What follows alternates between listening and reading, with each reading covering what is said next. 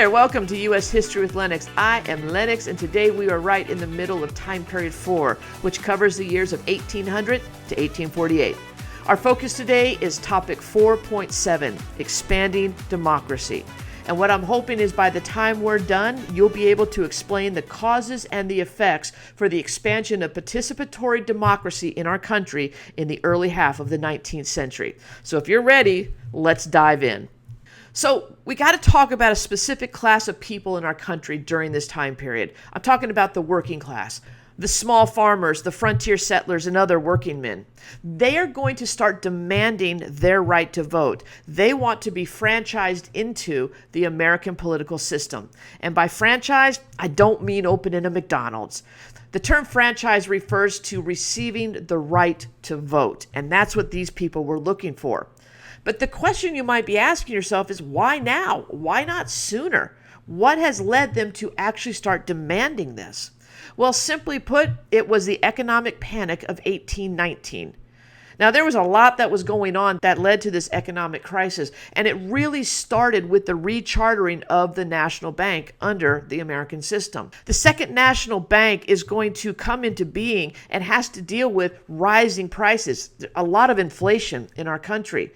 And so what the bank is going to do is it's going to start tightening the money supply as well as the loaning practices of banks throughout the country. Now, it sounds like a good thing. Let's bring prices down.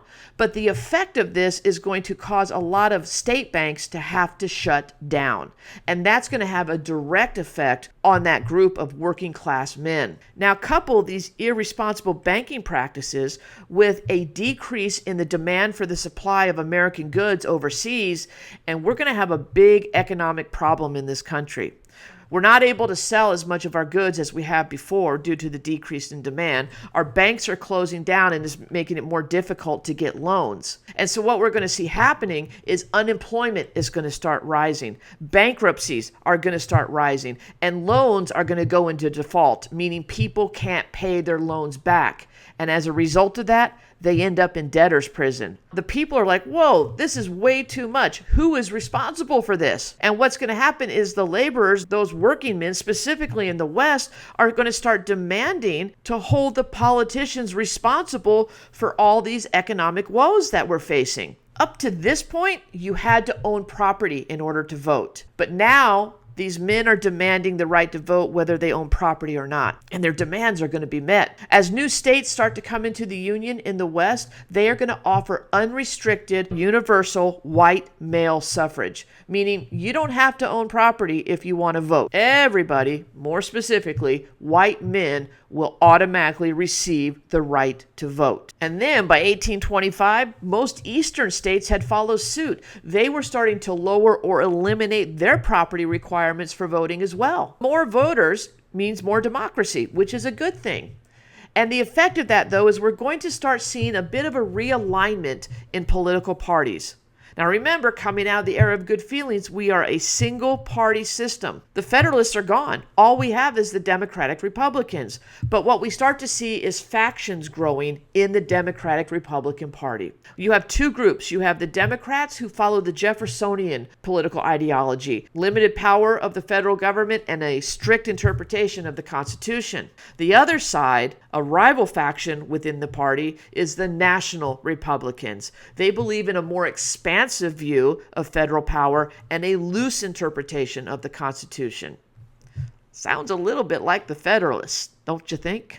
Everything comes to a head in the election of 1824. With no specific parties, we have 4 different candidates running for the office of president: John Quincy Adams, Henry Clay, William Crawford, and Andrew Jackson. When the votes are tallied, Jackson has the most popular votes, but no one has the majority of the electoral votes. And if you remember from the video on the Constitution, a president has to have the majority of electoral votes, not the most. And not one of these candidates did. So when that happens, the House of Representatives will choose who the next president will be. When it went to the House, Henry Clay is going to throw his support behind John Quincy Adams, which will give him enough votes for the presidency. Clay will then become Adams' Secretary of State. Now Jackson's sitting there saying, whoa, what just happened here?